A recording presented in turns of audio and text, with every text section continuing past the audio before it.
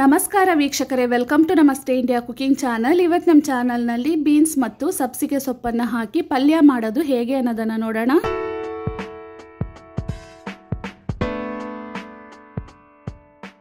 ಒಂದು ಚಿಕ್ಕ ಕಟ್ಟಷ್ಟು ಸಬ್ಸಿಗೆ ಸೊಪ್ಪನ್ನು ತಗೊಂಡಿದ್ದೀನಿ. 1/4 kg ನಾಟಿ ಬೀನ್ಸ್, 1/4 ಕಪ್ ತೊಗರಿ ಬೇಳೆ. ಬೀನ್ಸ್ ಮತ್ತು ಸಬ್ಸಿಗೆ ಸೊಪ್ಪನ್ನು ತೊಳೆದು ಚಿಕ್ಕದಾಗಿ ಕಟ್ ಮಾಡಿಟ್ಟಿದ್ದೀನಿ. ತೊಗರಿ ಬೇಳೆಯಲ್ಲಿ ಚಿಟಿಕೆ ಅರಿಶಿನದ ಪುಡಿಯನ್ನ ಹಾಕಿ ಅರ್ಧ ಬೇಯಿಸಿಟ್ಟಿದ್ದೀನಿ. ಕಟ್ ಮಾಡಿರುವ ಒಂದು ಈರುಳ್ಳಿ, ಜಜ್ಜಿರುವ ಅರ್ಧ ಬೆಳ್ಳುಳ್ಳಿ, 1 ಕಡ್ಡಿ ಕರಿಬೇವಿನ ಸೊಪ್ಪು, 4 ಹಸಿರು ಮೆಣಸಿನಕಾಯಿ, 4 ಟೇಬಲ್ ಸ್ಪೂನ್ ಅಷ್ಟು ತುರಿದ ತೆಂಗಿನಕಾಯಿ, ಅರ್ಧ ಟೀ ಸ್ಪೂನ್ ಸಾಸಿವೆ ಮತ್ತು 1 ಟೀ ಸ್ಪೂನ್ ಉದ್ದಿನ ಬೇಳೆ. ಒಂದು ಕಡಾಯಿನಲ್ಲಿ 1/4 ಕಪ್ ಅಷ್ಟು ಎಣ್ಣೆಯನ್ನ ಹಾಕ್ತಾ ಇದ್ದೀನಿ. ಎಣ್ಣೆ ಚೆನ್ನಾಗಿ ಬಿಸಿ ಆದ್ಮೇಲೆ ಸಾಸಿವೆ ಪೂರ್ತಿ ಸಿಡಿದಾದ್ಮೇಲೆ ಉದ್ದಿನ ಬೇಳೆಯನ್ನ ಹಾಕಿ ಲೈಟ್ ಕಂದು ಬಣ್ಣ ಬರೋವರೆಗೂ ಹುರ್ಕೊಬೇಕು. ಇದಾದ್ಮೇಲೆ ಹಸಿರು ಮೆಣಸಿನಕಾಯಿ, ಈರುಳ್ಳಿ, ಕರಿಬೇವಿನ ಸೊಪ್ಪನ್ನ ಒಟ್ಟಿಗೆ ಹಾಕ್ತಾ ಇದ್ದೀನಿ. ಈರುಳ್ಳಿ ಸಾಫ್ಟ್ ಆಗೋವರೆಗೂ ಇದನ್ನ ಬಾಡಿಸ್ಕೊಬೇಕು.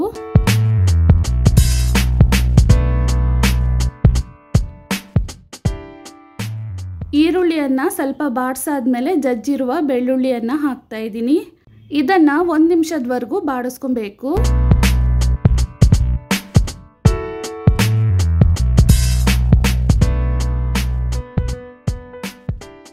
ಕಟ್ ಮಾಡಿರುವ ಬೀನ್ಸ್ ಮತ್ತು ಸಬ್ಸಿಗೆ ಸೊಪ್ಪನ್ನ ಹಾಕ್ತಾ ಇದ್ದೀನಿ.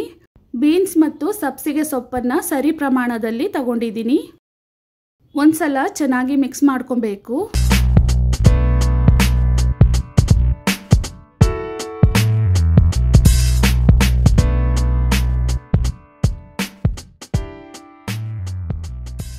ಅರ್ಧ ಬೇಯಿಸಿರುವ ತೊಗರಿ ಬೇಳೆಯನ್ನ ಇದರಲ್ಲೇ ಹಾಕ್ತಾ ಇದ್ದೀನಿ.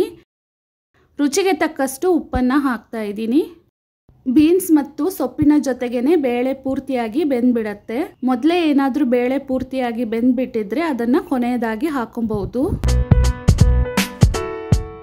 ಬೀನ್ಸ್ ಅನ್ನ ಚಿಕ್ಕದಾಗಿ ಹೆಚ್ಚಿರೋದ್ರಿಂದ ಬೇಗನೆ ಬೆಂದ್ಬಿಡತ್ತೆ. ಅರ್ಧ ಕಪ್ ಅಷ್ಟು ನೀರನ್ನ ಹಾಕಿದ್ರೆ ಸಾಕು. ತಟ್ಟೆಯನ್ನ ಹಾಕಿ ಮುಚ್ಚಿಟ್ಟು ಇದನ್ನ ಬೇಯಿಸ್ಕೊಳ್ತಾ ಇದ್ದೀನಿ.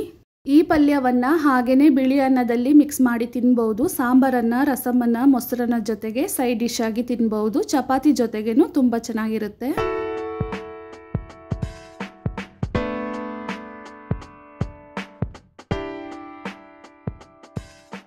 ನಾವು ಹಾಕಿದ್ದ ನೀರೆಲ್ಲ ಪೂರ್ತಿಯಾಗಿ ಡ್ರೈ ಆಗಿದೆ. ಬೀನ್ಸ್ನು ಚೆನ್ನಾಗಿ ಬೆಂದಿದೆ. ತೊಗರಿ ಬೇಳೆನೂ ಸಹ ಬೆಂದಿದೆ.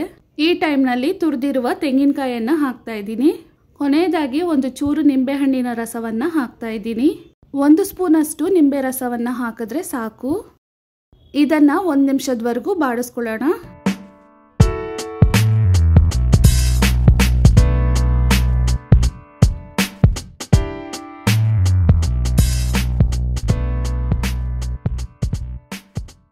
ರುಚಿಯಾದ ಮತ್ತು ಆರೋಗ್ಯಕರವಾದ ಬೀನ್ಸ್ ಸಬ್ಸಿಗೆ ಸೊಪ್ಪಿನ ಪಲ್ಯ ಇವಾಗ ತಯಾರಾಗಿದೆ. ವೀಕ್ಷಕರೇ, ಈ ರೆಸಿಪಿ ನಿಮಗೆ ಇಷ್ಟ ಆಗಿದ್ದರೆ ನಮ್ಮ ಚಾನಲನ್ನು ಲೈಕ್ ಮಾಡಿ, ಸಬ್ಸ್ಕ್ರೈಬ್ ಮಾಡೋದನ್ನು ಮರೆಯಬೇಡಿ. ಧನ್ಯವಾದಗಳು.